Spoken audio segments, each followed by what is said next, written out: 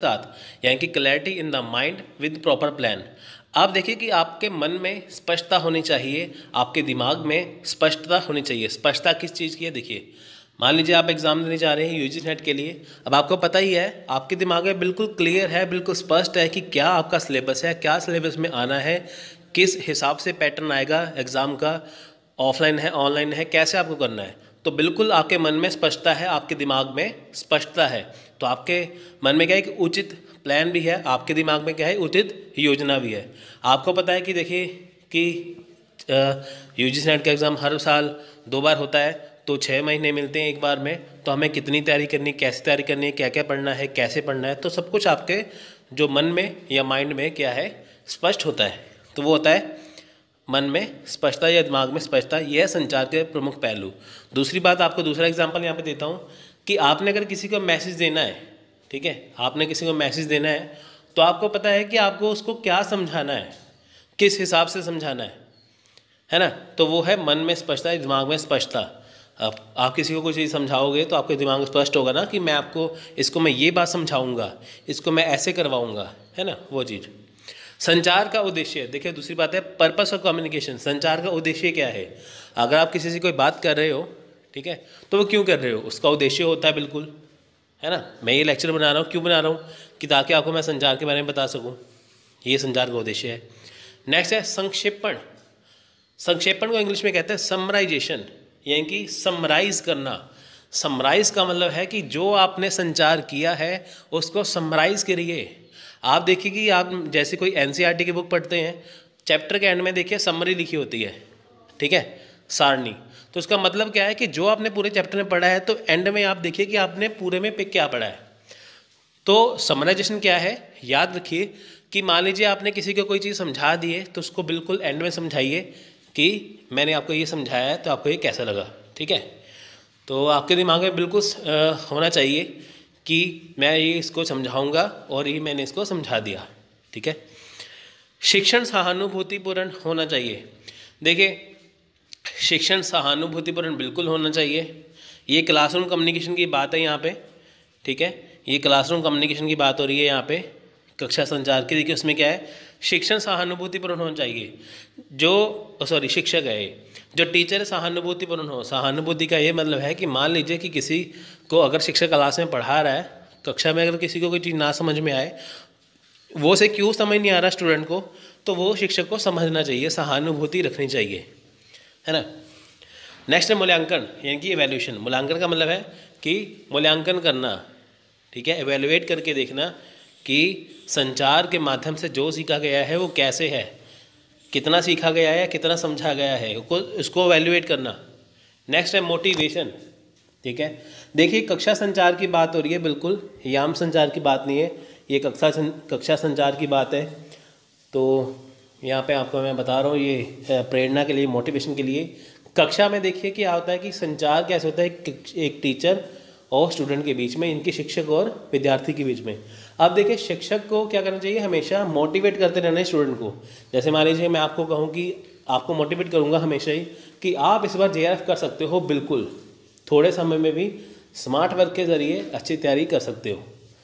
तो मोटिवेशन से क्या होता है कि अगर आपके मन में कुछ भी डाउट हो, तो आपको मैं अगर ऐसे इस प्रकार से मोटिवेट करूं, आपको लगता है पहले ऐसा लगता था कि मेरा नेट हो नहीं पाएगा, अगर आपको मोटिवेट करता रहूं, अगर आप कोई मोटिवेशनल वीडियो भी देखोगे, तो आपको क्या होगा, प्रेरणा मिलेगी, तो इससे आप पहली बार में कर पाओगे।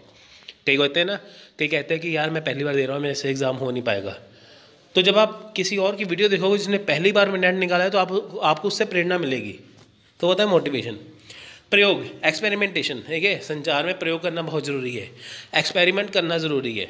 एक्सपेरिमेंट का यहाँ पे ये मतलब है कि आप पहली बार एग्ज़ाम देने जा रहे हो, आप देखो, जाके दे के देखो, एक्सपेरिमेंट करके देखो कि आप कैसा आप पढ़ रहे हो। एक्सपेरिमेंट दो तरीके से, एक वो विद्यार्थी हैं जो बिल्कुल बिना पढ़े चले जाते हैं एग्ज़ाम देने के लिए, वो एक्सपेरिमेंट करते हैं कि क्या पता बिना पढ़े हो जाए।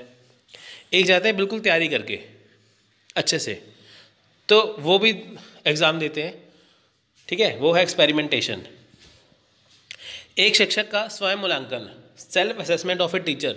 देखिए शिक्षक का स्वयं मूल्यांकन का यहाँ पे ये मतलब है कि क्लास में अगर टीचर किसी बच्चे को पढ़ा रहा है, अगर उसे कुछ भी समझ में नहीं आ रहा, ठीक है, तो वो अपना मूल्यांकन करके देखेगा कि मैं अगर बच्चों को पढ़ा रहा हूँ वो उन्हें समझ में क्यों नहीं आ रहा। आप कोई भी वीडियो देखोगे या मेरी वीडियो देखोगे, जैसे अगर आपको कुछ समझ में ना आए तो मेरे को कमेंट बॉक्स में कई लिख के बताते हैं कि आप अच्छा पढ़ाते हैं या इसमें ये कमी थी, कुछ भी है। तो एक शिक्षक हमेशा ये देखेगा कि जो मैं बच्चों को पढ़ा रहा हूँ तो स्वयं मूल्यांकन करके देखिए कि कहाँ कमी रह रही है, कि ताकि वो उसे सही करे। यह है संचार के प्रमुख पहलू। नेक्स्ट हम करेंगे प्रभावी शिक्षण के लिए संचार कौशल, यानी कि 8C। आपको याद होगा मैंने 7C करवाया था पीछे, तो वो 7C बिल्कुल कम्युनिकेशन के लिए था। तो ये 8C यानी कि जो 8C हैं ये कक्षा संचार के लिए। सिंपल 7C है संचार के लिए, कम्युनिकेशन के लिए 8C है कक्षा संचार के लिए, ठीक है, शिक्षण के कौशल के लिए, ठीक है। देखिए शिक्षण के कौशल के लिए 8C क्या है, देखिए विषय की सामग्री यानी कि कंटेंट ऑफ द सब्जेक्ट, इसे इंग्लिश में कहते हैं, पहला C है कंटेंट ऑफ द सब्जेक्ट, यानी कि विषय यानी कि कंटेंट। देखिए विषय की सामग्री कैसी है, यानी कि शिक्षण में देखिए ऐसा होता है कि जब क्लास में टीचर बच्चों को पढ़ाता है, आप कोई वीडियो देखते हो तो कंटेंट कैसा है वो देखना पड़ता है, ठीक है। आप कोई भी बुक लेते हो यूजीसी नेट के लिए, आप उसमें कंटेंट देखोगे ना कि विषय कैसा है, आपकी यूजीसी नेट के अकॉर्डिंग है कि नहीं। कई तो ऐसा करते हैं मार्केट से बुक ले लेते हैं पेपर 1 पेपर 2 की, उसी को पढ़ के चले जाते हैं, फिर कहते हैं हमारा नेट हुआ ही नहीं है। आप देखिए कि अगर आप पेपर 2 के लिए मार्केट से कोई एक बुक लेते हैं या पेपर 1 के लिए एक बुक लेते हैं, फिर भी आपका नेट नहीं हो पाता, बिल्कुल नहीं हो पाएगा। क्यों? क्योंकि एक बुक पढ़ने से कभी नहीं होगा। मान लीजिए आपका हिस्ट्री सब्जेक्ट है, पॉलिटिकल साइंस सब्जेक्ट है, अगर आप मार्केट से मैनुअल बुक किसी राइटर के लेके चले जाते हो, पढ़ के चले जाते हो, आपका नेट हो ही नहीं पाएगा। क्योंकि आपको वो बुक तब काम आती है जब आपकी पूरी तैयारी हो जाए, तो उसके बाद बुक को आप जो है वो पढ़ोगे तब। उससे पहले आपको अपनी पोस्ट ग्रेजुएशन की बुक्स पढ़नी पड़ती हैं, ठीक है, तो तब ही आपका जाके नेट होता है। तो वो है कंटेंट, कि कंटेंट कैसा पढ़ रहे हो आप, हल्का पढ़ रहे हो तो नहीं होगा, अच्छा पढ़ रहे हो तो हो जाएगा। शिक्षण या संचार में स्पष्टता, यानी कि क्लैरिटी इन द टीचिंग और कम्युनिकेशन। आप देखिए संचार में स्पष्टता होनी चाहिए, यानी कि जब शिक्षक बच्चों को क्लास में पढ़ा रहा है, जैसे मैं आपको अभी कक्षा संचार के बारे में पढ़ा रहा हूँ, तो आपके और मेरे मन में ये होगा कि मैं आपको ऐसा चीज़ समझा दूँ कि आपको कहीं और जाने की ज़रूरत ना पड़े, आप यही अच्छे से कर लो, कि ताकि आपको चीज़ सारी स्पष्ट हो जाए। संचार करने के लिए व्यक्ति की क्षमता, अब देखिए capability of the person who communicates. इसमें क्या है कि संचार करने वाला जो व्यक्ति, उसकी क्षमता कितनी है। क्षमता मतलब ये है कि वो कितने घंटे पढ़ा सकता है, कितनी देर तक पढ़ा सकता है। एक क्लास में टीचर देखिए जब पढ़ाते हैं तकरीबन 45 मिनट का जब लेक्चर होता है कॉलेज में या कहीं पे भी, तो 45 मिनट का जो लेक्चर है वहाँ पे संचार करने वाला जो व्यक्ति है या स्टेज पे अगर कोई बोल रहा है, उसकी क्षमता होती है वो कितना बोल सकता है, कितनी देर तक बोल सकता है। एक संचार की विश्वसनीयता, यानी कि क्रेडिबिलिटी ऑफ ए कम्युनिकेटर। अब देखिए संचारक की विश्वसनीयता क्या है, ठीक है, क्रेडिबिलिटी क्या है। विश्वसनीयता है कि जो संचारक है, जो समझा रहा है, जो चीज़ को समझा, मान लीजिए स्टेज पे कोई आपको मोटिवेट कर रहा है, कोई गाइड कर रहा है, उसकी विश्वसनीयता क्या है, वो आपको कैसे समझा रहा है, ठीक है, वो चीज़ इसमें आती है। संचार के पैनल, यानी कि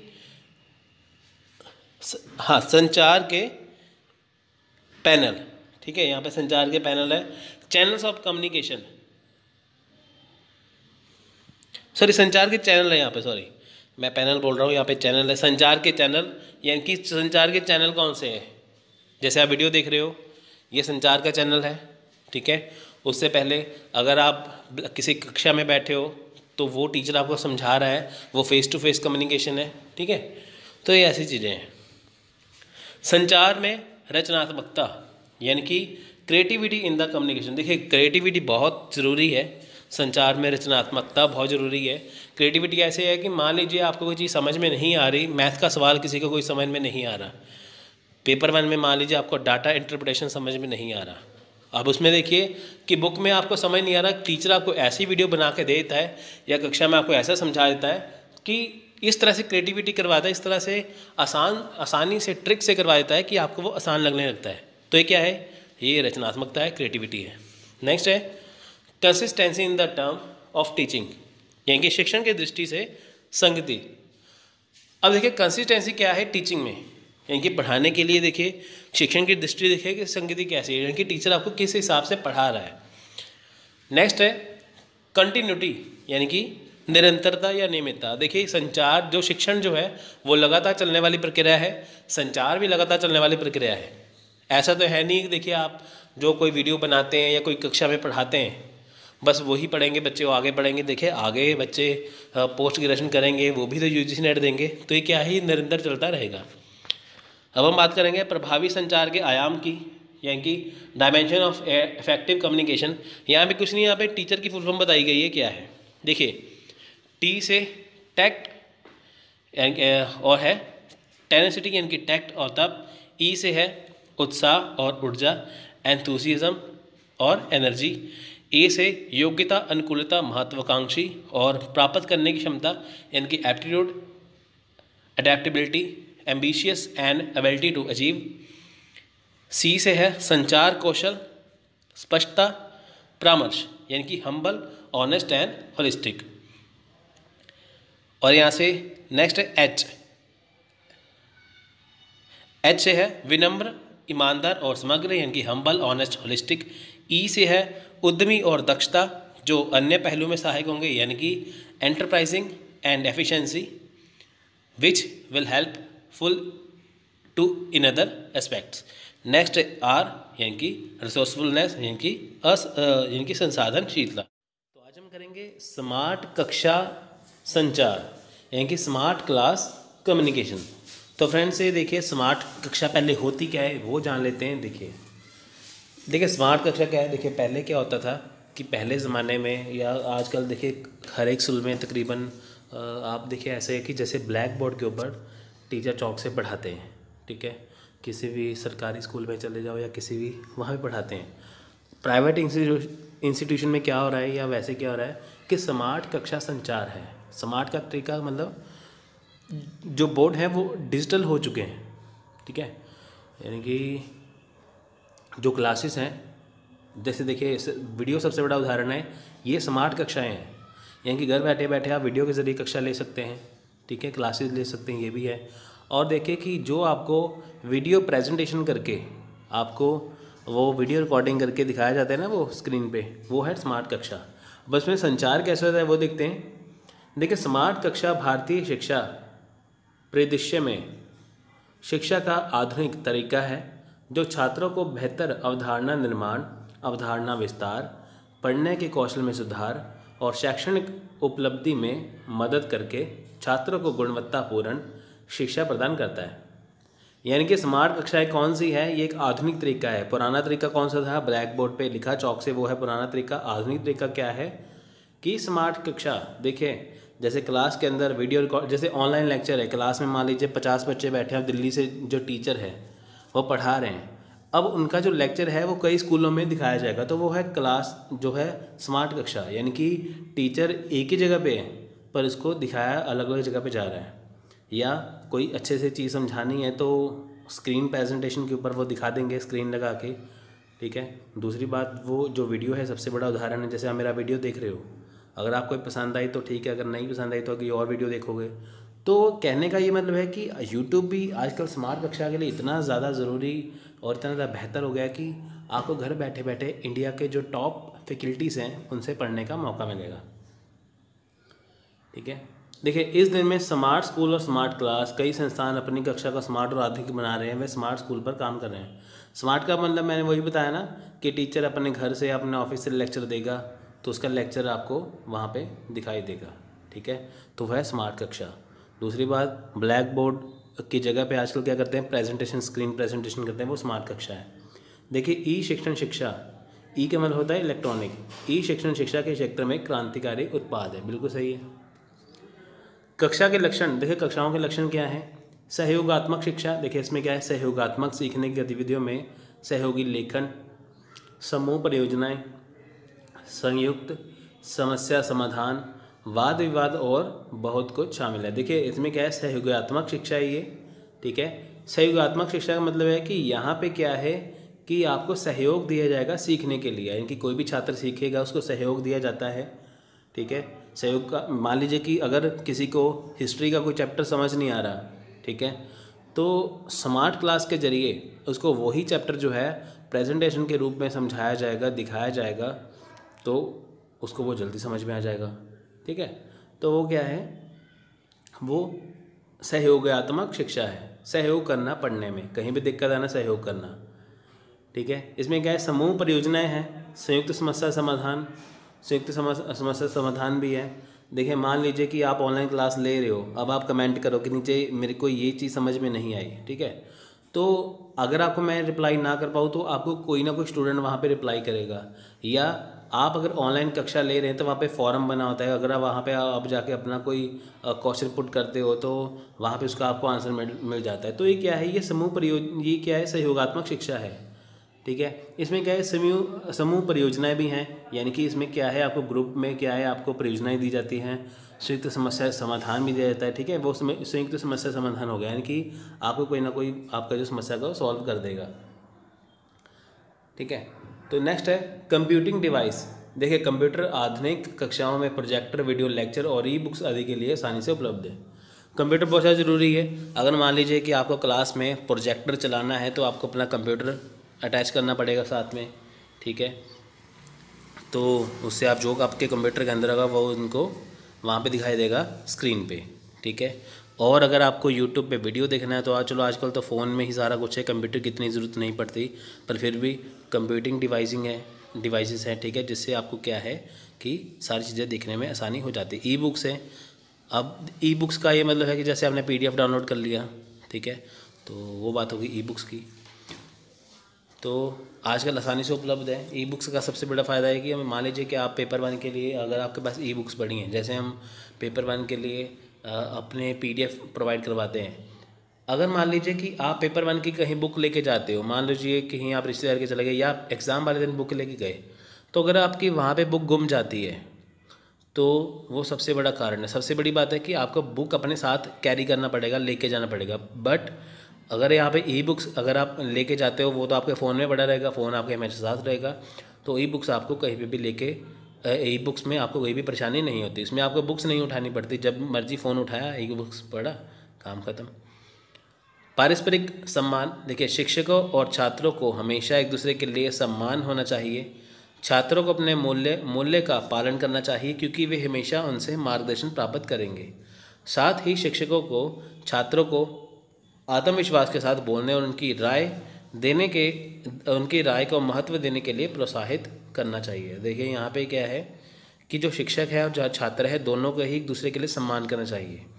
अब देखिए छात्र जो है हमेशा ही शिक्षक से सीखते हैं, टीचर से सीखते हैं, तो उनका आदर करना चाहिए टीचरों का। तो उनको, क्योंकि देखिए उनसे ही वो सीखेंगे, तो उनका आदर करना ज़रूरी है। और साथ ही शिक्षकों को भी ये चाहिए कि वो भी छात्रों को आत्मविश्वास बनाए रखें। बट देखिए आजकल क्या होता है, आप कोई भी वीडियो देख लो, अगर कोई भी टीचर अच्छा पढ़ा रहा है, अगर आप स्कूल की बात करो, अगर आप कॉलेज की बात करो, अगर आप यूनिवर्सिटी की बात करो, अगर आप ऑनलाइन बात करो, तो आप देखो कि मान लीजिए कहीं टीचर आपको पढ़ा रहा है, अगर आप उससे नॉलेज ले रहे हो, तो कई छात्र इतनी गलत कमेंटिंग कर देते हैं नीचे। ठीक है, या वो एहसान करके ऐसा करते हैं। देखिए मान लीजिए कि आप कहीं पे पेड क्लासेस ले रहे हैं, तो कुछ स्टूडेंट ऐसे होते हैं कि वो एहसान रखेंगे कि हाँ हमने पैसे दिए हैं ऑनलाइन में तो हम क्लासेस ले रहे हैं, या ऑफलाइन में ऐसे होता है हम पैसे दे रहे हैं, हम पढ़ रहे हैं, तो वो एक एहसान करते हैं। तो ऐसी बात नहीं होनी चाहिए। तो देखिए शिक्षकों का अगर आप समझेंगे, उनके अगर बातों का अगर आप पालन करेंगे, तभी आप आगे बढ़ पाओगे, क्योंकि उनसे मार्गदर्शन आपको प्राप्त करना होगा। ठीक है, तो साथ ही शिक्षकों को चाहिए कि जैसे वो उनको आत्मविश्वास के साथ बोलने और उनकी राय को महत्व देने के लिए प्रोत्साहित करें। तो ये बातें दोनों के लिए लागू होती हैं। नेक्स्ट है मूल्यांकन। देखिए मूल्यांकन सबसे बड़ी बात है। नियमित मूल्यांकन शिक्षकों द्वारा किया जाता है, हालांकि विभिन्न विधियां जो परीक्षणों तक ही सीमित नहीं है, ये क्विज और पोल आयोजित करके कर सकते हैं। देखिए मूल्यांकन क्या है कि ज़रूरी नहीं है कि आपने मतलब कि जो नियमित कक्षाएं ली जाए तभी आपका जो मूल्यांकन होगा। जैसे जो क्विज़ कर सकते हैं, जैसे मान लीजिए अगर आपने जैसे मान लीजिए आपने पेपर 1 की पूरी तैयारी कर ली, ठीक है, तो ऐसा नहीं है कि मान लीजिए कि आप जहाँ पे पढ़ रहे हैं तो वही आपको टेस्ट लेंगे तभी आप पास हो पाएंगे। उसके अलावा आप कहीं पे भी कुछ भी क्वेश्चन सॉल्व करके देख सकते हैं, चाहे वो प्रीवियस ईयर के हो, चाहे आप कुछ भी हो करके देख सकते हैं। अगर आपके वो सॉल्व हो जाते हैं तो उससे आपका मूल्यांकन हो जाएगा कि हाँ आप कितने पानी में हैं या आप कितना आपने कर लिया है। स्टूडेंट सेंट्रिक, देखिए हमेशा जो स्टूडेंट सेंट्रिक यानी कि छात्र केंद्रित क्लासरूम के माहौल में स्टूडेंट की रुचि सबसे पहले देखिए यहाँ पे क्या है, जो देखिए सबसे पहली बात है कि जो स्टडी होती है ना, पढ़ाई, वो स्टूडेंट सेंट्रिक होती है, इनकी छात्र केंद्रित है। आप देखिए कि जो भी सिलेबस लगाया जाता है, चाहे वो क्लास के अंदर स्टूडेंट की ज़रूरतें हैं, जैसे मान लीजिए एक क्लास है, उसके अंदर स्टूडेंट को बैठने के लिए बेंच चाहिए, साथ में सामने ब्लैक बोर्ड होना चाहिए, ठीक है, चौक होना चाहिए, डस्टर होना चाहिए, अच्छी बिजली की व्यवस्था होनी चाहिए, और साथ में देखिए कि उसके बाद रोशनी की व्यवस्था होनी चाहिए। उसके बाद देखिए जैसे आजकल स्मार्ट क्लास जैसे मैं जैसे बात कर रहा हूँ तो वो होना चाहिए, क्योंकि देखिए कि स्टूडेंट की रुचि है। अब मान लीजिए कि स्टूडेंट को कोई चीज़ समझ में नहीं आ रही बुक्स में से, जैसे आज से देखिए कि 20-30 साल पहले होता था ना ऐसे, तो कोई चीज़ समझ नहीं आ रही तो शिक्षक क्या करता था कि बच्चों को अच्छे से समझाते थे। बट आजकल क्या है, अगर बच्चों को ना समझ में आए तो उनको रट्टा मारने की ज़रूरत नहीं है। उसमें क्या होगा कि उनको स्मार्ट कक्षा के ज़रिए पढ़ाया जाएगा कि ताकि उनको बेहतर समझ में आए। क्योंकि ये क्यों ज़रूरी है, देखिए ये इसलिए ज़रूरी है क्योंकि ये स्टूडेंट सेंट्रिक है या छात्र केंद्रित है। यानी कि छात्र केंद्रित वो चीज़ है जो छात्रों की इच्छा के अनुसार जो कक्षा को बनाते हैं या उनके ऊपर फोकस करते हैं। ठीक है, छात्र अपने अध्ययन की जिम्मेदारी लेते हैं। देखिए जैसे ही छात्र को सक्रिय रूप से अपनी शिक्षा में भाग लेने के लिए प्रोत्साहित किया जाता है, वे अपने सीखने के लिए जिम्मेदार हो जाते हैं। देखिए पहली बात तो है कि छात्र अपने अध्ययन के लिए जिम्मेवारी लें। मान लीजिए कि आपको शिक्षक ने क्लास में पढ़ा दिया, या मान लीजिए कि आपने कोई ऑनलाइन स्टडी कर ली है, तो आपकी ड्यूटी बनती है कि आपको इसको रिवाइज़ करें, ठीक है, उसका अध्ययन करें। Practice makes a man perfect, जो एक कहावत है विलियम शेक्सपियर की, उसका ये मतलब है कि अगर आप प्रैक्टिस करते रहोगे तो आप परफेक्ट बन जाओगे। अगर मान लीजिए कि आप पेपर 1 आपको मुश्किल लगता है, पेपर 2 मुश्किल लगता है यूजीसी नेट के लिए, अगर आप वो अच्छे से करोगे, अध्ययन करोगे, उसको रिवीजन करोगे बार बार, तभी आप परफेक्ट बन पाओगे, तभी आपको वो चीज़ आ जाएगी। तो वो ये आपको ज़रूरी है। पूरी तरह से मल्टीमीडिया ऑडियो विजुअल क्लासरूम। आप देखिए ये मल्टीमीडिया ऑडियो विजुअल क्लासरूम क्या है, रुचि प्रोजेक्टर और नए मल्टीमीडिया डिवाइस। देखिए इसमें मैं आपको सिंपल बताता हूँ। यहाँ पे क्या है कि यहाँ पे बताया गया है कि पूरी तरह से मल्टीमीडिया ऑडियो विजुअल, यानी कि जो क्लासरूम स्मार्ट क्लास जो है उसके अंदर क्या होगा कि जो आपको चीज़ पढ़ाई जाएगी वो आपको दिखाई भी देगी और आपको सुनाई भी देगी। यानी कि आपको जो स्क्रीन के ऊपर दिखाया जाएगा अंधेरा कर दिया जाएगा, ठीक है, आपका फोकस ताकि वहाँ पे रहे। तो उसके बाद देखिए फोकस आपका जब वहाँ पे रहेगा तो आपको वो चीज़ सुनाई भी देगी, दिखाई भी देगी, आप उससे कनेक्ट कर पाओगे अच्छे तरीके से। तो वो है ऑडियो विजुअल क्लासरूम, जहाँ पे आपको चीज़ दिखाई दे रही है। अपने अंडर कर लिया, पहले ये गवर्नमेंट के अंडर नहीं था, लेकिन बाद में ये सरकारी से कर दिया गया। और उन्होंने भारतीय बोर्ड कास्टिंग का संचालन किया, प्रसार भारती दूरदर्शन की बहन सेवा की स्थापना की। यहाँ पे देखिए सिस्टर सेवा इसे इंग्लिश में कहते हैं। तो इसका ये मतलब है, यहाँ पे जब रेडियो की शुरुआत होती है मुंबई और कलकत्ता में, यानी कि भारत में जब शुरुआत होती है, तो यहाँ पे धीरे धीरे ये सोचने जाने लगा कि हम क्या शुरू किया जाए कि जिसके बाद लोगों तक बातें जहाँ पे पहुँच पाए। देखिए प्रसार भारती, यहाँ पे प्रसाद लिखो गया गलती से, तो यहाँ पे प्रसार भारती करिए। प्रसार भारती जो शुरू किया गया, ठीक है, ये दूरदर्शन के जैसा ही था लेकिन उससे थोड़ा सा अलग था। तो प्रसार भारती शुरू किया गया। 1936 में ब्रॉडकास्टिंग सर्विस को बदलकर ऑल इंडिया रेडियो कर दिया गया, यानी कि ब्रॉडकास्टिंग जो सर्विस थी उसको बदला गया, फिर उसे ऑल इंडिया रेडियो किया गया। 1957 में आकाशवाणी सूचना मंत्रालय के अधीन है और शिक्षा और मनोरंजन सेवाएं प्रदान करता है। यानी कि देखिए जो आकाशवाणी है, ठीक है, वो किसके अधीन है। देखिए रेडियो पे आकाशवाणी आती है ना, वो गवर्नमेंट के अंडर है। सबसे पहले क्या आया था, ठीक है, सबसे पहले आकाशवाणी नाम का एक चैनल बनाया गया था वहाँ पे रेडियो पे। तो जो सबसे पहले वहाँ पे इन्फॉर्मेशन बताई जाती है, ये सरकारी होता था पूरा। यानी कि 1957 में क्या हुआ, आकाशवाणी जो था, जो रेडियो में सबसे पहले चैनल था, वो सूचना मंत्रालय के अधीन किया गया। इसमें क्या होता था, इसमें शिक्षा के लिए और मनोरंजन के लिए यहाँ पे सेवाएं प्रदान होती थी, इन दोनों के लिए कार्य होता था। पहला प्रोग्राम 1923 में रेडियो क्लब ऑफ बॉम्बे द्वारा ब्रॉडकास्ट किया गया, ठीक है। आप देखिए कि 1927 में जब भारत में ये आता है, लेकिन उससे पहले जो पहला प्रोग्राम था 1923 में 23 में रेडियो क्लब ऑफ बॉम्बे द्वारा इसे ब्रॉडकास्ट किया गया, ठीक है। तो आप ये जानिए कि 1957 में आकाशवाणी इनके अधीन था। नेक्स्ट है विविध भारती। 2 अक्टूबर 1957 में आकाशवाणी की ज्वलंत भारतीय सेवाओं को लोकप्रिय और संगीत और मनोरंजन के लिए शुरू किया गया था। विविध भारती आकाशवाणी की सबसे प्रसिद्ध सेवाओं में से एक था। यानी कि देखिए जो विविध भारती था वो आकाशवाणी की ही सबसे प्रसिद्ध सेवा थी।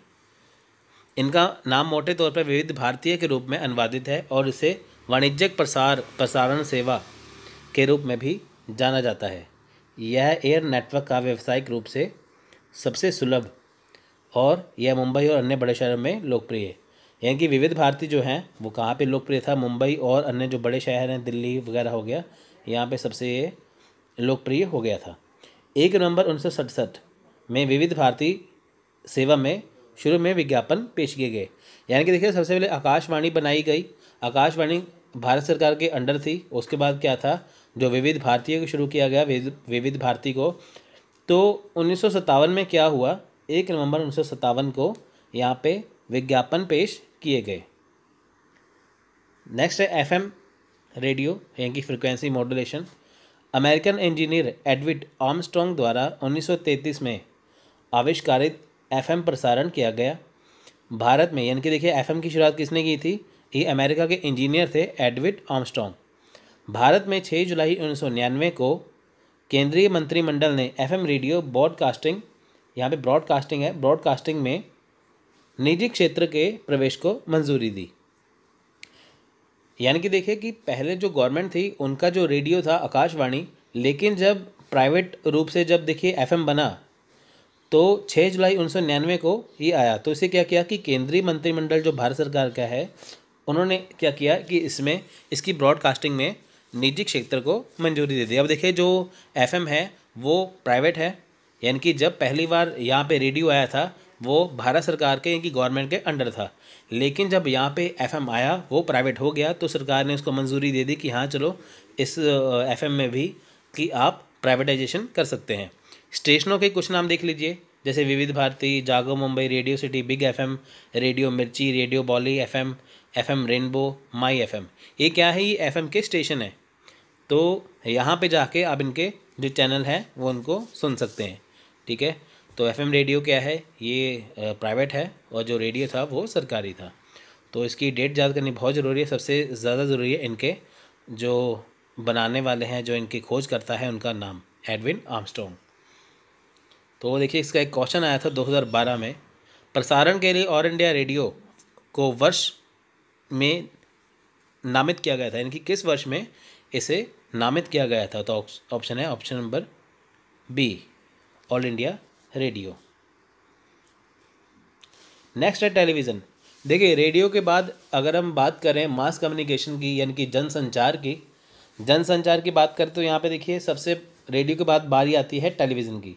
भारत में 15 सितंबर 1959 में दूरदर्शन के रूप में टेलीविज़न की शुरुआत हुई। यानी कि भारत में जो टेलीविज़न था वो कब आया, 1959 में दूरदर्शन के रूप में आया। 1 जनवरी 1976 में टेलीविज़न सेवा रेडियो से अलग हो गई। यानी कि जो पहले टेलीविज़न जो देखिए यहाँ पे जो दूरदर्शन था वो आपको बताया था ना कि जो दूरदर्शन था वो आकाशवाणी की सिस्टर यानी कि जो बहन सेवा थी, सिस्टर सेवा थी। यानी कि पहले क्या था कि दूरदर्शन भी था और उसके साथ जो था आकाशवाणी को शुरू किया गया। ठीक है, अब देखिए कि जब टेलीविज़न जहाँ पे इंडिया में आता है तो उसकी वजह से क्या हुआ कि दूरदर्शन को अलग से कर दिया गया। आकाशवाणी का काम था यहाँ पे रेडियो का प्रसार करना, जबकि दूरदर्शन का काम यहाँ पे कौन सा रह गया था, टेलीविज़न के क्षेत्र को आगे बढ़ाना। अब देखिए 1 जनवरी 1976 में टेलीविज़न जो सेवा रेडियो से अलग हो गई है और 59 में ये टेलीविज़न जो आया था। क्वेश्चन आ सकता है बताइए कि भारत में टेलीविज़न कब आया था, 15 सितंबर 1959। 1982 में राष्ट्रीय टेलीकास्ट शुरू किए गए। उसी वर्ष 15 अगस्त 1982 को भारत के प्रधानमंत्री श्रीमती इंदिरा गांधी द्वारा स्वतंत्रता दिवस के भाषण के लाइव टेलीकास्ट के साथ भारत में रंगीन टीवी पेश किया गया। यानी कि देखिए कि 1982 में राष्ट्रीय टेलीकास्ट शुरू किया गया। यानी कि जब हम बात करें यहाँ पे टेलीविज़न की तो यहाँ पे सबसे पहला जो क्या चीज़ दिखाई गई थी यहाँ पे 1982 में देखिए यहाँ पे 15 अगस्त यानी कि जब हमारा स्वतंत्रता दिवस होता है उस दिन श्रीमती इंदिरा गांधी का भाषण आना था। तो वहाँ से क्या हुआ कि पहली बार जो टीवी था, जो टेलीविज़न था, वहाँ पे जो उनका रंगीन टीवी पेश किया गया। यानी कि जो उनका भाषण था वो रंगीन दिखाया गया टीवी पर। तो 17 सितंबर 1984 में चेन्नई और मेट्रो चैनल दिल्ली में शुरू किया गया। यानी कि 17 सितंबर को क्या हुआ, मेट्रो चैनल और चेन्नई जो शुरू किया गया यहाँ पे। भारत में 7 जुलाई 1984 को दूरदर्शन हम लोग में पहला टेलीकास्ट टीवी सीरियल था। यानी कि देखिए कि यहाँ पे मैं अगर बात करूँ कि अगर यहाँ पे टेलीविज़न आया था इंडिया में, सबसे पहले वहाँ पे प्रोग्राम कौन सा दिखाया गया था रंगीन में, तो वहाँ पे दिखाया गया था श्रीमती इंदिरा गांधी जी का भाषण। तो अगर हम किसी सीरियल की बात करें, यानी कि किसी हम नाटक की बात करें, तो 7 जुलाई 1984 को हम लोग जो नाटक था वो पहली बार जो था दूरदर्शन पर दिखाया गया 7 जुलाई 1984 को। एक कई बार क्वेश्चन आ जाता है कि बताइए कि इंडिया में सबसे पहला सीरियल कौन सा दिखाया गया टेलीविज़न पे, तो वो था हम लोग। प्रसार भारती का गठन 23 नवंबर 1997 को भारत के स्वायत्त प्रसारण निगम के रूप में किया गया था। टेलीविज़न रेटिंग पॉइंट यानी कि टीआरपी एक उपकरण है जिससे प्रोग्राम के लिए प्रदान किया जाता है और जिसे देखा जाता है और 30 दिनों में से सबसे अधिक औसत होता है। ब्रॉडकास्टिंग टीवी प्रोग्राम सिस्टम का पालन किया जाता है। अब देखिए यहाँ पे टीआरपी की बात होती है, कई बार सीधे ही क्वेश्चन पूछ लेते हैं बताइए कि टीआरपी की फुल फॉर्म क्या है। ये दिसंबर 2018 में भी क्वेश्चन आया था, तो देखिए ये जून में भी क्वेश्चन रिपीट हो चुका है। टीआरपी की फुल फॉर्म है टेलीविज़न रेटिंग पॉइंट, ठीक है। तो आप यहाँ पे देख सकते हैं, इससे ये देखा जाता है कि एक महीने के अंदर अंदर जो सीरियल दिखाया जाता है या कोई चैनल है उसकी ग्रोथ कितनी है, ठीक है, यहाँ पे ये आता है।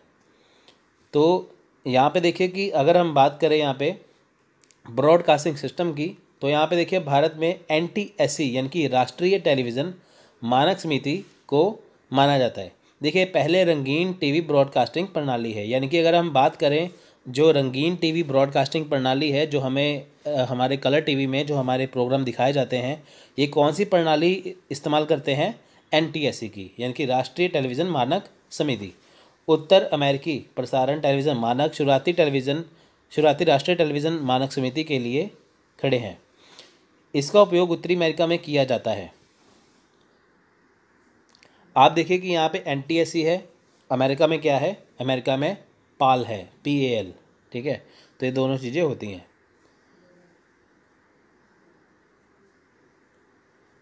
नहीं, यहाँ पे हाँ देखिए NTSC का प्रयोग जो भारत में भी होता है और Brazil, Argentina, Paraguay, Uruguay, Taiwan, Japan, दक्षिण कोरिया, बर्मा, तो यहाँ पे भी NTSC का ही इस्तेमाल होता है। तो नेक्स्ट है PAL यानी कि फेज अल्टरनेटिंग लाइन।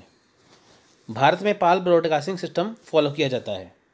यानी कि अगर हम बात करें यहाँ पे कि जो NTSC है ये रंगीन ब्रॉडकास्टिंग प्रणाली है, ये भारत में नहीं है NTSC, ठीक है। ये कहाँ पे है, अमेरिका में, यानी कि अमेरिका में क्या है NTSC, PAL कहाँ पे है, यहाँ पे इंडिया में या भारत में।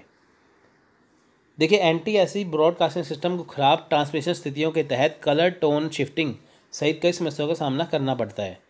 यानी कि अगर हम बात करें कि NTSC इंडिया में लागू क्यों नहीं हुए, क्योंकि देखिए उसको कई सिस्टम उसके ट्रांसमिशन है बहुत ख़राब हो जाते हैं, इस वजह से वो अमेरिका जैसे देशों में ही है, लेकिन भारत में क्या है, PAL है। जो यूरोप की भौगोलिक और मौसम संबंधी विशेषताओं को देखते हुए एक प्रमुख मुद्दा बन गया है। तो PAL और SCAM को NTSC समस्या के लिए पेश किया गया था। यानी कि इंडिया में जब कलर टीवी की शुरुआत करनी थी तो यहाँ पे क्या हुआ कि NTSC लागू नहीं हो सका, यहाँ पे क्या किया, PAL को लाया गया। SECAM क्या है, फ्रेंच और एशियन प्रसारण टेलीविज़न मानक फ्रेंच सेक्शनल कपल में एक संस्मरण को संदर्भित करता है जो मेमोरी के साथ इलेक्ट्रॉनिक रंग प्रणाली के रूप में अनुवाद करता है। यहाँ पे देखिए SECAM क्या है, यहाँ पे क्या है कि जो रंग आते हैं, जो कलर आते हैं टीवी के, जो सीन कैसा है उसका कलर कैसा है, वो इसे संदर्भित करता है यहाँ पे, तो उसके कलर की एडजस्टमेंट यही करते हैं। ये एक एनालॉग रंग टेलीविज़न मानक है जो अन्य यूरोपीय PAL और उत्तरी अमेरिका में NTSC है।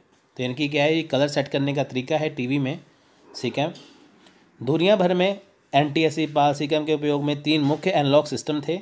अब डिजिटल टेलीविज़न में दुनिया भर में उपयोग में आने वाली 4 मुख्य प्रणाली है, ATSC, DVB, ISDB, DTMB।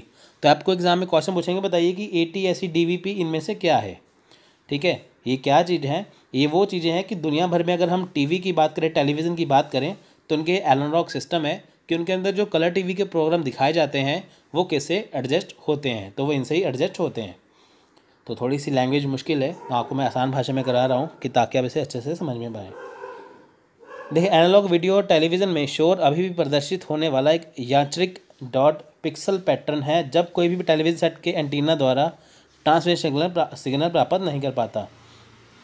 आप देखेंगे कि मान लीजिए कि टीवी में पहले क्या होता था कि अगर कोई प्रोग्राम नहीं दिखाया गया तो ऐसे डॉट डॉट से बने आते थे, तो वहाँ पे कुछ आवाज़ें आती थी पीछे से। तो ये क्या है कि ये एक सिग्नल ना प्राप्त होने की वजह से ऐसा होता था। चित्र पर रैंडम डॉट कवर जिसे स्नो कहा जाता है इलेक्ट्रॉनिक शोर का परिणाम है। यानी कि उससे क्या था, इलेक्ट्रॉनिक शोर होता था। इलेक्ट्रॉनिक शोर होने की वजह से क्या होता था कि स्क्रीन के ऊपर डॉट दिखाई देते थे। तो क्वेश्चन आ सकता है कि बताइए कि जो टीवी के ऊपर डॉट दिखाई देते हैं साथ में आवाज़ आती है उसे क्या कहते हैं, उसे स्नो कहते हैं। ठीक है, उसे कहते हैं स्नो। यानी कि टीवी पे कोई प्रोग्राम नहीं आ रहा, सिर्फ आपको डॉट डॉट दिखाई दे रहे हैं, तो वो है स्नो। तो क्वेश्चन आता है कि टीआरपी की फुल फॉर्म क्या है। ये जून 2012 में क्वेश्चन था। तो आंसर है यहाँ पे इसका आंसर गलत है, इसका आंसर ए बताया गया है, तो ऐसा नहीं है। इसका आंसर यहाँ पे डी आएगा, टेलीविज़न रेटिंग पॉइंट। ठीक है,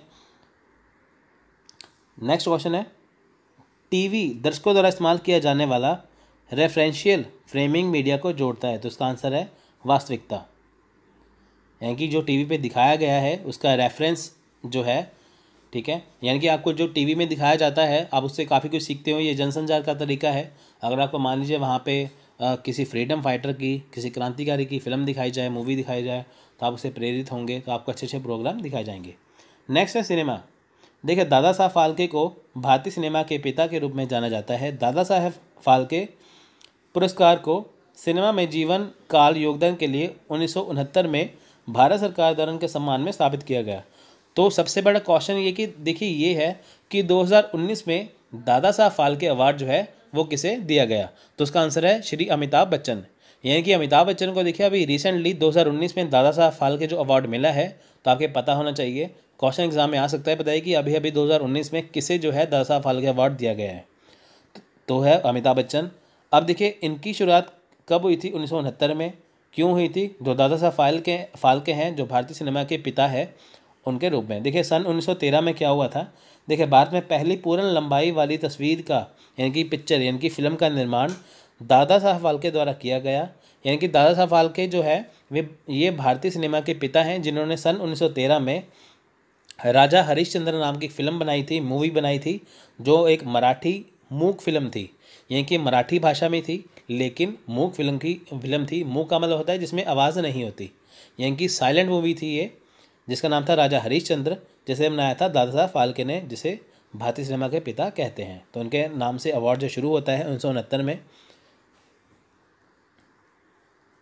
नेक्स्ट है, देखिए आलम आरा 14 मार्च 1931 को पहली भारतीय साउंड फिल्म थी। यानी कि देखिए सबसे पहली बोलती फिल्म कौन थी, आलम आरा 1931 में।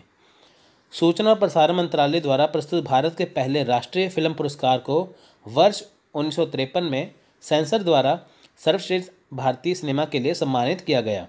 समारोह 10 अक्टूबर 1954 को विज्ञान भवन नई दिल्ली में हुआ और पुरस्कार तत्कालीन राष्ट्रपति डॉक्टर राजेंद्र प्रसाद द्वारा दिया गया।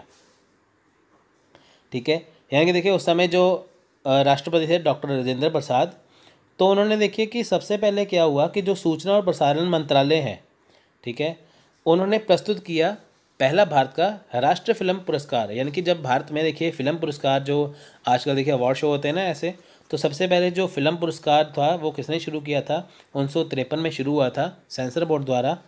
तो 10 अक्टूबर 1954 में विज्ञान भवन नई दिल्ली में इसे डॉक्टर राजेंद्र प्रसाद ने भी किया। यानी कि सबसे पहले देखिए कि सेंसर बोर्ड लेके आए, यानी कि सूचना प्रसारण मंत्रालय लेके आए, तो 1954 में सबसे पहले राजेंद्र प्रसाद ने इनका विज्ञान भवन जो दिल्ली है वहाँ पे इसका उद्घाटन किया। 2014 में देखिए शशि कपूर, 2015 में मनोज कुमार, 2016 में काशीना थोनी विश्वनाथ, ये तेलुगु हैं, इनके लिए दादा साहब फाल्के पुरस्कार भारतीय सिनेमा विकास में उत्कृष्ट योगदान के लिए दिया गया। ठीक है, और 2019 में किसे मिला है, अमिताभ बच्चन को। तो आप ये याद रखिएगा। न्यूज़पेपर और न्यूज़ एजेंसी ये एक ऐसी चीज़ें हैं जहाँ से जनसंचार होता है। यानी कि कहने का मतलब ये है कि न्यूज़पेपर और न्यूज़ एजेंसी क्या करते हैं कि जनसंचार यानी कि ज़्यादा से ज़्यादा लोगों तक बातें पहुंचाते हैं।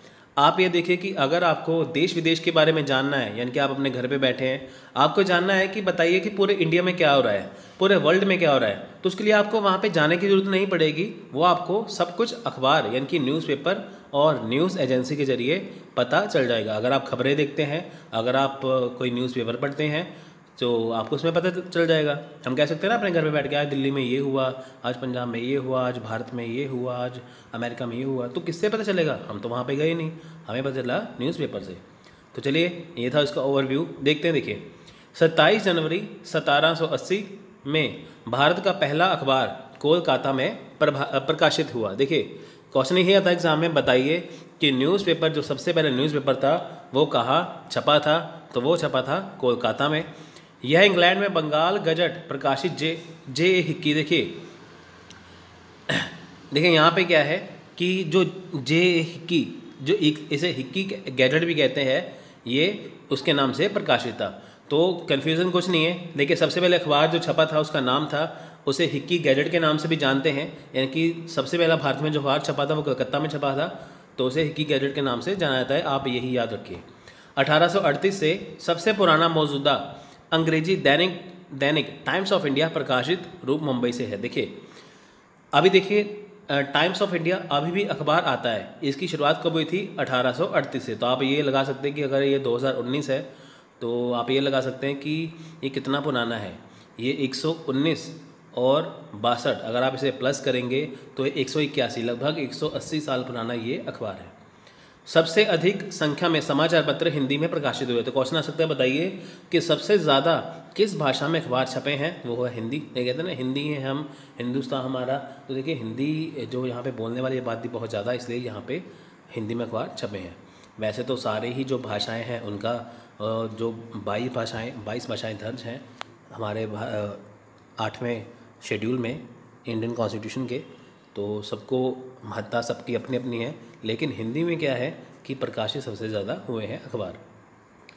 सन 1975 में इंदिरा गांधी सरकार ने आपातकाल के दौरान प्रेस की सेंसरशिप लगा दी। देखिए सेंसरशिप का यहाँ पे ये मतलब है कि कोई भी सरकार के खिलाफ कुछ गलत नहीं लिख सकता। जैसे अंग्रेज़ों के टाइम पे था ना, अगर कोई अंग्रेज़ों के खिलाफ कुछ गलत लिखता था तो वो उनका अखबार बंद करवा देते थे। तो ऐसा ही जब सन 1975 में, जब 1975 थे 1977, यानी कि 2 साल का जब वक्त था, एमरजेंसी यानी कि आपातकाल का टाइम था, उस वक्त इंदिरा गांधी ने देखी थी कि सेंसरशिप लगा दी, सरकार के खिलाफ कुछ गलत नहीं छाप सकते थे। हिंदुस्तान समाचार 1948 में स्थापित किया गया था और यह भारत की एक बहुभाषीय समाचार एजेंसी है जिसने सभी प्रमुख भाषाओं में समाचार फोटोग्राफ जारी किए। देखिए हिंदुस्तान जो समाचार है वो 1948 में छपा। यह भारत की बहुभाषीय समाचार एजेंसी है, यानी कि ये कई भाषाओं में अखबार छापती हैं हिंदुस्तान समाचार। इसने देखिए प्रमुख भाषाओं में क्या है समाचार में, फोटोग्राफ, यानी कि अगर आप कोई खबर पढ़ते हैं तो उसके ऊपर जो फोटो लगा होता है वो किसने शुरुआत की थी? हिंदू समाचार ने। पहले क्या था? पहले ऐसा कुछ नहीं था, तो पहले सिर्फ खबरें छपती थी। तो बाद में क्या हुआ, 1948 में हिंदू समाचार ने साथ में फोटोग्राफ्स जो थे वो छापने शुरू कर दिए। पीत पत्रकारिता से तात्पर्य है अखबार के मालिकों ने लाखों अखबार बेचने के लिए कॉमेडी, रोमांस और अतिशयोक्ति का इस्तेमाल किया। देखिए यहाँ पे क्या है कि पीत पत्रकारिता यहाँ पे आ जाती है, ठीक है। तो यहाँ पे देखिए इसका सिंपल सा ये मतलब बनता है कि अखबारों में तो हम नॉलेज तो लेते ही हैं, लेकिन एंटरटेनमेंट के लिए, इनके मनोरंजन के लिए क्या है, वहाँ पे अखबारों में चुटकुले छपने शुरू हो गए, जैसे आज भी छपते हैं। रोमांस और अतिशयोक्ति, इनकी कई चीज़ें ऐसी इस्तेमाल होने लगी जिससे हर एक वर्ग का जो बंदा है, जो व्यक्ति है, वो साथ में इनके साथ जुड़ने लग गया, ठीक है। अब देखिए उसमें अगर कॉमेडी है तो जिसने ये देखना हो, अखबार पढ़ने में रुचि ना हो खबरों में, तो वो ये पढ़ेगा, उसको धीरे धीरे इसकी आदत बन जाएगी, है ना। तो सॉरी, नेक्स्ट है देखिए एक ऐसी शैली जो जानी मानी पत्रकारिता बन गई। देखिए बाद में ये क्या एक रिवाज बन गया, यानी कि इसको इस बीच में शामिल कर ही दिया गया। तो ऐसा नहीं है कि यानी कि ये थोड़े समय के लिए था, तो बाद में कॉमेडी वगैरह को ये शामिल पूर्ण रूप से इसमें किया गया, ठीक है फ्रेंड्स। तो देखिए इसके बाद यहाँ पे येलो प्रेस भी कहा जाता है, जैसे इसे येलो प्रेस भी कहते हैं। तो क्वेश्चन आ सकता है, बताइए कि येलो प्रेस किसे कहते हैं? येलो प्रेस वह है जिसमें क्या है कि सभी तरह की खबरें छपती हैं, जैसे कॉमेडी भी छपेगी, रोमांस भी छपेगा और सिंपल खबरें भी छपेगी, वो क्या है, येलो प्रेस वो कहलाएंगी। ठीक है, तो आप ये देख सकते हैं आसानी से, कुछ दिक्कत वाली बात नहीं है। देखिए विलियम रैडोल्फ हर्स्ट ये न्यूयॉर्क के जनरल थे, और जोसेफ पुलित्ज़र के बीच पहली बार 1890 के प्रसिद्ध पेपर युद्धों ने समाचार पत्र की सामग्री को बदल दिया और सनसनीखेज कहानियों द्वारा और ड्राइंग और कार्टून का उपयोग करके अधिक रोचक बना दिया। आप देखिए 1890 में क्या हुआ कि न्यूयॉर्क वर्ल्ड और न्यूयॉर्क जर्नल, ठीक है, ये क्या है, ये अखबारें हैं जिनके न्यूयॉर्क जर्नल के हेड कौन थे, विलियम रैडोल्फ हर्स्ट, और जोसेफ पुलित्ज़र जो थे वो न्यूयॉर्क वर्ल्ड के अखबार के मालिक थे। इनकी दो अखबारें हैं, न्यूयॉर्क जर्नल और न्यूयॉर्क वर्ल्ड। तो इनके बीच में क्या है, पेपर युद्ध। पेपर युद्ध में क्या है कि अपनी अखबार को बेस्ट बनाने के लिए कि लोग उन्हीं की अखबार पढ़े, तो उन्होंने इसको बढ़िया बनाना शुरू कर दिया। दोनों ने क्या किया 1890 में कि जो समय खबरें छपती थी वहाँ पे कार्टूनों का, ड्राइंग का, कहानियों का उपयोग करने लग गए कि ताकि लोगों का इंटरेस्ट पैदा हो, लोगों की जिज्ञासा जागे अखबार पढ़ने में।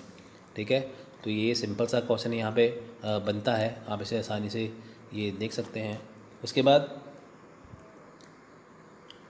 माखनलाल चतुर्वेदी राष्ट्रीय पत्रकारिता और संचार विश्वविद्यालय MCN UJC भोपाल में सार्वजनिक विश्वविद्यालय है।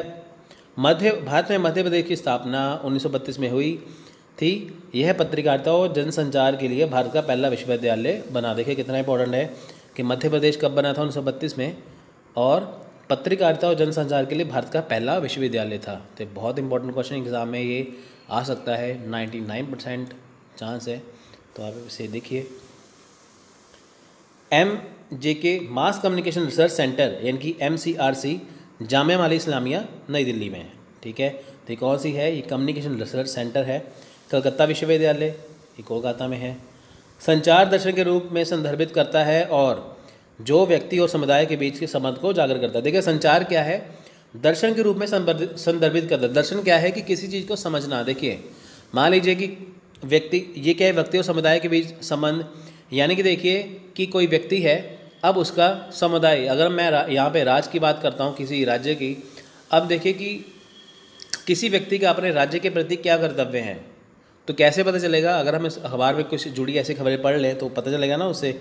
यानी कि एक व्यक्ति किसी समुदाय के साथ जुड़ा है, यानी कि मान लीजिए कोई व्यक्ति है वो बीजेपी के साथ जुड़ा है, वो कांग्रेस के साथ जुड़ा है, या किसी अदर पॉलिटिकल पार्टी के साथ जुड़ा हुआ है, यानी कि एक व्यक्ति किसी समुदाय के साथ जुड़ा है। अब उसके बीच में संबंध क्या है, हम पढ़ते हैं ना कि ये मंत्री कांग्रेस का है, ये मंत्री बीजेपी का है, ये मंत्री वो है, ये मंत्री ये है, तो हम ये पढ़ते हैं ये मंत्री है। जब जैसे आप अखबार पर देखेंगे यहाँ पे लिखा होगा ये जैसे मान लीजिए अरविंद केजरीवाल दिल्ली के जो मुख्यमंत्री, साथ में लिखा होगा आप, तो ये क्या है, एक उनका नाम, एक उनका पद और एक उनका पार्टी का नाम, तो उनका उनसे क्या संबंध है कि वो अपनी पार्टी की क्या मुखिया हैं। तो ये बताते हैं कि व्यक्ति और बीच में क्या संबंध है। ठीक है, आपको मैं एग्जांपल दे रहा हूँ, हालांकि मैं दिल्ली की एग्जांपल दे रहा हूँ, तो ऐसा नहीं कि मैं दिल्ली में ही हूँ, मैं पंजाब से हूँ, तो वैसे जस्ट आपको मैंने एग्जांपल देने के लिए ये बोला है। ठीक है फ्रेंड्स, तो चलिए नेक्स्ट करते हैं। देखिए येलो जर्नलिज्म का शब्द का क्या तात्पर्य है, ये दिसंबर 2014 से क्वेश्चन आया था। ठीक है, बहुत ज़्यादा इंपॉर्टेंट है, देखिए ये वाला।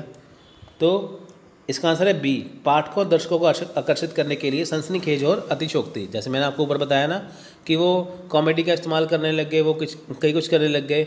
आप देखिए इसका क्वेश्चन भी आ चुका है। ठीक है, आप देख सकते हैं कि इसकी कितनी ज़्यादा यहाँ पे इम्पोर्टेंस है। ठीक है, तो ठीक है फ्रेंड्स, अब देखिए येलो का मतलब क्या है। आप देखिए कि येलो कलर है, आप देखिए स्कूल की बसें हैं वो भी येलो कलर की होती हैं। येलो इसलिए होता है देखिए फ्रेंड्स कि येलो कलर ना अपने आप हमें आकर्षित करता है। अगर आप सीधा भी देख रहे हो लेकिन आप पे साइड पे येलो कलर हो तो आपको वो वैसे ही दिख जाएगा। ठीक है,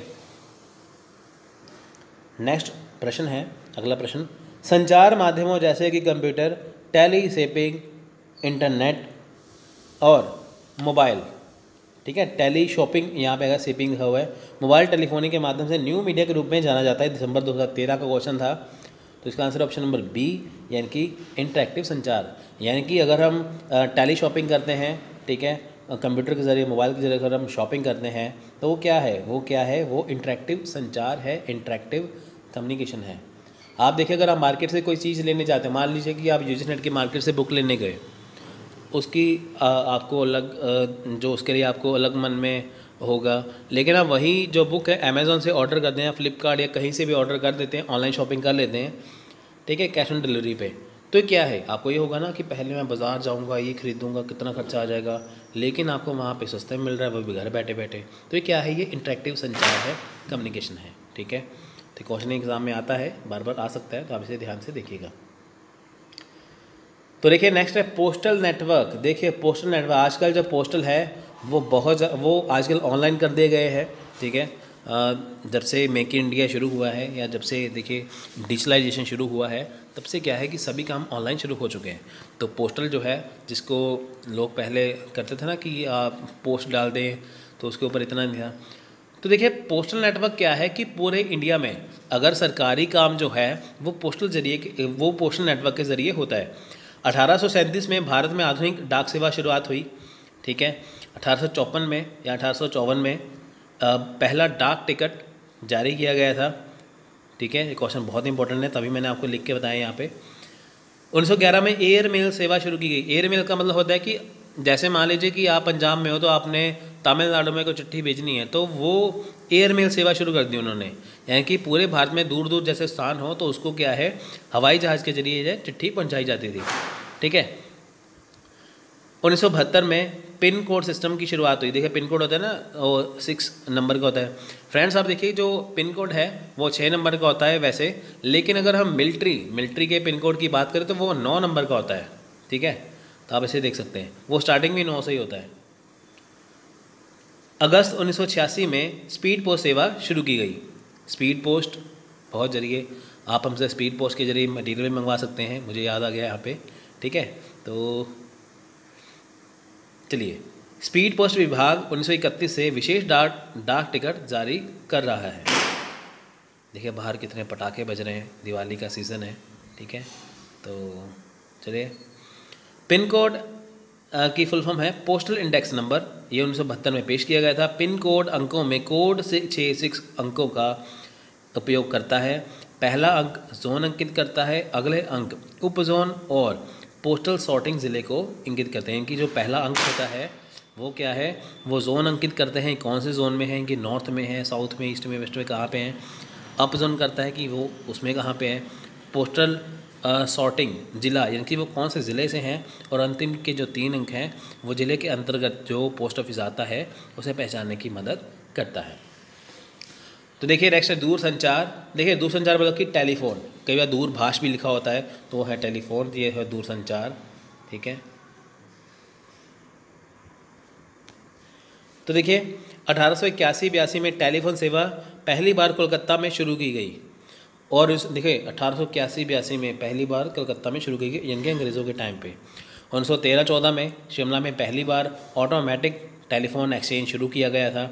भारतीय टेलीफोन उद्योग लिमिटेड यानी कि ITI बेंगलोर एक सार्वजनिक क्षेत्र की कंपनी जो संचार, रेलवे और रक्षा विभाग में आवश्यक दूर संचार उपकरणों के उत्पाद में लगी हुई है। तो बहुत इंपॉर्टेंट है, आप देख लीजिए।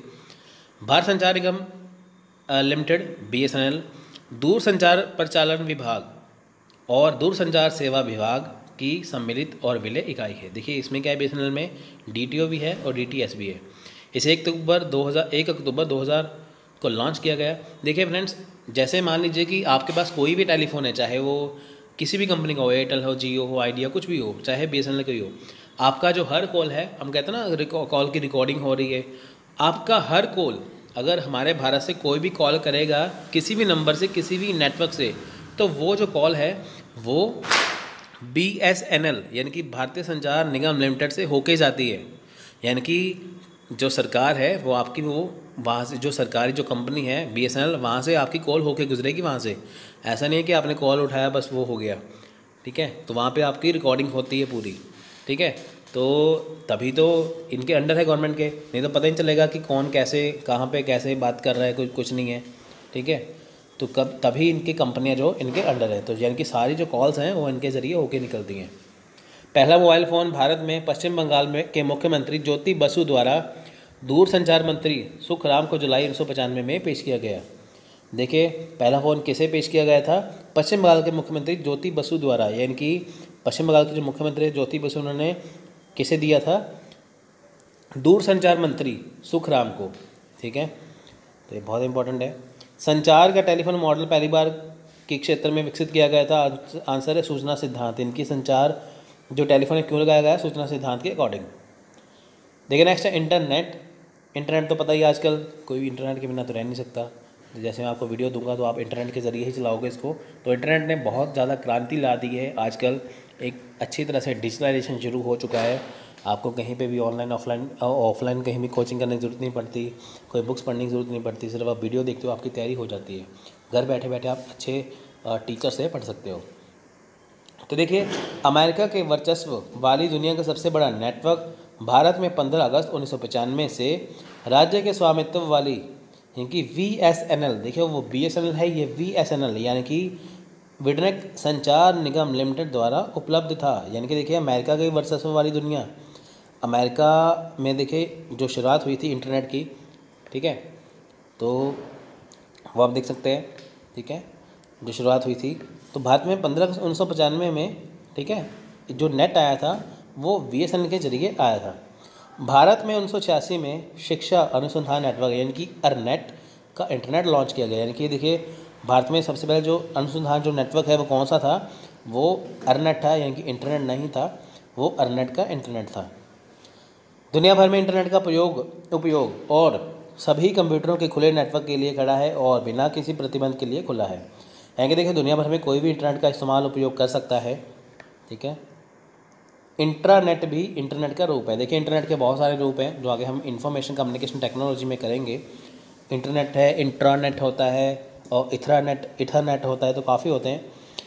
इंटरनेट भी एक इंटरनेट का रूप है, लेकिन इसका उपयोग लोगों के एक विशिष्ट समूह द्वारा नहीं किया जाता है, समूह के बाहर के लोगों के लिए नहीं खोला जाता। यानी कि देखिए यहाँ पे क्या इंटरनेट जो है, इंटरनेट वो केवल कुछ खास लोग ही इस्तेमाल करते हैं, तो सभी इसका इस्तेमाल नहीं कर सकते। सभी लोग इसका इस्तेमाल करेंगे इंटरनेट का। इंटरनेट का कौन उपयोग करेगा? जो कुछ खास लोग हैं। यह एक निजी स्थान है, आमतौर पर एक व्यवसाय के भीतरी और कर्मचारियों के, देखिए यहाँ पे कुछ नहीं है। यहाँ पे ऐसा है कि मान लीजिए कोई कंपनी है, वहाँ पे क्या है कि अगर कंपनी वाले ही उसका उपयोग करें तो वो लगाएंगे इंटरनेट।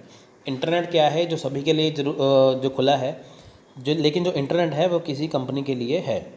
यहाँ पर एक्स्ट्रानेट भी अनिवार्य रूप से इंटरनेट और एक इंटरनेट दोनों का एक संयोजन है। ठीक है, देखिए एक एक्स्ट्रानेट है जो किससे बना है? इंटरनेट और इंटरनेट दोनों से। देखते हैं, देखिए मास मीडिया और सोसाइटी यानी कि मास मीडिया और समाज। देखिए इसका मतलब है क्या? इसका मतलब ये है कि जो मास मीडिया है, आप देखिए कि अगर एक खबर को, एक बात को ज़्यादा लोगों तक पहुंचाना हो तो वो किसके ज़रिए पहुंचाया जाता है? वो जो पहुंचाया जाता है मास मीडिया के ज़रिए। आप देखिए कि यानी कि जो अखबार होती है सभी के घर में आती है, तो उससे हमें पता चलता है कि हमारे देश विदेश में हो क्या रहा है। यानी कि अगर मैं आसपास की खबरें हैं, देश विदेश की खबरें हैं, तो हम वहाँ पे जाके तो देखेंगे नहीं, तो हमें वो किससे पता चलेगा? वो हमें पता चलेगा न्यूज़पेपर से, अखबारों से, न्यूज़ चैनल से। तो वो क्या होता है? वो होता है मास मीडिया। अब देखिए जो मास मीडिया है ये सोसाइटी पर कैसे प्रभाव डालता है, सोसाइटी इनके समाज से कैसे जुड़ा हुआ है। देखिए मास मीडिया जनता की राय को व्यवस्थित करने में बहुत महत्वपूर्ण भूमिका निभाता है। अब देखिए इस लाइन को समझते हैं, इनकी जो मास मीडिया होता है वो जनता की राय को व्यवस्थित करने में, जनता की राय को व्यवस्थित करना मतलब आप देखिए जैसे मास मीडिया है, अब मान लीजिए कि सरकार यानी कि गवर्नमेंट के काम से अगर कोई व्यक्ति या कोई तबका या कोई धर्म या कोई समाज का ऐसा तबका जो सरकार से खुश नहीं है, तो वो जनता की राय लेंगे। आप देखिए कि जब चुनाव आते हैं, इलेक्शंस आते हैं, तब क्या होता है कि सर्वे किया जाता है, बताइए कि इस बार कौन सी पार्टी जीतेगी। तो वो क्या करते हैं कि लोगों से राय जानते हैं, जनता की राय जानते हैं। ये कौन जानता है? Mass media. तो जिससे एक अंदाज़ा लगाया जाता है कि इस बार कौन जीतेगा। ठीक है, तो इनकी मास मीडिया क्या है? मास मीडिया जनता की राय को व्यवस्थित करने में बहुत महत्वपूर्ण भूमिका निभाता है। और दूसरी बात, अगर सरकार ने मान लीजिए कि लोगों के भले के लिए कुछ काम करना हो तो वो स्कीम लॉन्च करती है, तो स्कीम वो कहाँ छपती है? वो कहाँ पे आएगी? अखबारों में और न्यूज़ चैनल पे। ठीक है, तभी तो लोगों को पता चलेगा। तो ये क्या है? मास मीडिया एक ज़रिया है समाज में लोगों से के साथ कनेक्टिविटी करने का, ठीक है, लोगों के साथ जुड़ने का। लाखों लोग अपने खाली समय में टीवी देखते हैं और समाचार पत्र पढ़ते हैं। यानी कि देखिए कि लाखों लोग जो है वो खाली समय में क्या करते हैं, टीवी देखते हैं। वैसे आजकल टीवी तो कोई इतना कम ही देखते हैं, मोबाइल ज़्यादा देखते हैं, यूट्यूब ज़्यादा देखते हैं जिसमें खबरें मिलती हैं, ठीक है, और समाचार पत्र पढ़ते हैं। तो इससे क्या है कि जो हमें मास मीडिया द्वारा दिया जा रहा है समाज की खबरें, वो हमें मिलती है। अब देखिए मास मीडिया के जरिए क्या है कि समाज में हमारे हो क्या रहा है उसके बारे में पता चलता है। अधिकांश लोग भूमिगत में या लंच ब्रेक के दौरान अधिकांश लोग क्या कहते हैं, लंच ब्रेक के दौरान अखबार के बिना नहीं रह सकते। अब देखिए है क्या कि अधिकांश जो लोग हैं वो क्या करते हैं कि जब लंच ब्रेक होता है उनका, जब वो काम करते हैं या लंच टाइम में, वो अखबार पढ़ते हैं। वैसे अखबार पढ़ने का टाइम होता है सुबह का, लेकिन क्या होता है कि दोपहर को भी पढ़ते हैं, ठीक है, कि ताकि कुछ नया सीखने को मिले। टीवी भी ज़्यादातर समय परिवार के साथ के जीवन पर हावी रहता है। यह भी एक आदत है जो असंभव है। अब देखिए जो टीवी है, टीवी आजकल मोबाइल जो है वो ज़्यादातर समय परिवार के जीवन पर हावी है। बहुत सही है। आप देखिए जो टीवी पे जो दिखाया जाता है, ठीक है, तो मान लीजिए कुछ भी दिखाया जाता है, सीरियल दिखाए जाते हैं, कुछ भी दिखाया जाता है, तो परिवार के लोगों पर हावी रहता है वो, है ना। तो ऐसा होता ही है। मोबाइल के देखिए आजकल जो व्हाट्सएप फेसबुक आ चुका है, इंस्टाग्राम आ चुका है, कई कुछ आ चुका है, यूट्यूब आ चुका है, तो इसके बिना आजकल रह नहीं होते, कोई रह नहीं सकता, ठीक है, ये हावी रहता है। आप एक दिन बिना मोबाइल के रह के देखिए, आपको दिखना ऐसा लगेगा आपके जीवन से कुछ चला गया है। तो ये क्या है, ये आपके जीवन पर हावी है, इनकी पारिवारिक जीवन पर क्या है, ये हावी हो चुका है। उसके बाद अधिकांश समय रेडियो चालू होता है जिससे एक स्थायी पृष्ठभूमि शोर पैदा होता है। अब देखिए अधिकांश समय क्या है, रेडियो चालू होता है, यानी कि आप देखेंगे एफएम है, रेडियो है, तो आप कहीं दुकान पे जाएंगे, कहीं पे भी जाएंगे, तो वहाँ पे क्या है, रेडियो चलाया होता है उन्होंने, ठीक है, तो जो भी क्या है जिससे भी हमें खबरें पता चलती हैं, ठीक है। इसलिए मास मीडिया हमारे जीवन का बहुत महत्वपूर्ण हिस्सा है। आप देखते हैं कि मास मीडिया जो है वो हमारे जीवन का बहुत महत्वपूर्ण हिस्सा बन गया है, क्योंकि देखिए मास मीडिया यानी कि जो हमें न्यूज़पेपर है, समाचार पत्र है, टीवी है, उससे जो हमें जानकारी मिलती हैं तो हमारी ज़िंदगी का हिस्सा ही है। मोबाइल भी हमारी ज़िंदगी का हिस्सा है जिसमें हमें यूट्यूब पे अनेकों जानकारी मिलती है, ठीक है। तो मास मीडिया विशेष रूप से बड़े दर्शकों तक पहुंचने के लिए डिज़ाइन किए गए मीडिया के हिस्से को दर्शाता है। बिल्कुल सही है। देखिए मास मीडिया क्या है, मास का मतलब होता है इकट्ठ, ठीक है, लोगों की ज़्यादा भीड़। तो मीडिया यानी कि मास मीडिया क्या है, विशेष रूप से बड़े दर्शकों तक, बड़े दर्शक यानी कि बहुत ज़्यादा संख्या में, ठीक है, वहाँ पे क्या है कि वहाँ तक अगर तो कोई बात पहुँचानी हो तो उसके लिए क्या है, मास मीडिया की ज़रूरत है। आप देखेंगे जैसे मान लीजिए इलेक्शन के रिजल्ट आएंगे तो पूरे चैनल पे जितने भी चैनल हैं, अखबार है, सब में एक ही बात बताई जाएगी रिजल्ट के बारे में। यह शब्द 1920 के दशक में राष्ट्रव्यापी रेडियो नेटवर्क, जनसंचार समाचार पत्रों और पत्रिकाओं के आगमन के साथ गढ़ा गया था। अब देखिए मास मीडिया जो है ये शब्द कब आया था, ये 1920 के दशक में आया, ठीक है, जब 1920 का दशक था ना तभी आया। तो राष्ट्रव्यापी रेडियो नेटवर्क, जब जन समाचार पत्र यानी कि जब जन समाचार जो पत्र बनाए गए, जो पत्रिकाएं थी, तो उसमें मास मीडिया जो शब्द है वो इस्तेमाल किया गया। हालांकि जन माध्यमों के कुछ रूप जैसे किताबें और पांडुलिपियाँ पहले से ही सदियों से उपयोग में थी। आप देखिए कि मैं अगर यहाँ पे बात करूँ मास मीडिया की, जिसमें हम न्यूज़पेपर के बारे में पढ़ते हैं और न्यूज़ चैनल के बारे में देखते हैं, तो उसके अलावा देखिए ऐसा नहीं है कि इससे पहले मास मीडिया था ही नहीं, लोगों तक बातें पहुँचती नहीं थी। देखिए ऐसी किताबें थी, पांडुलिपियाँ थी, तो ऐसी कई सारी चीज़ें थी जो लोगों तक अपनी बात रखते थे।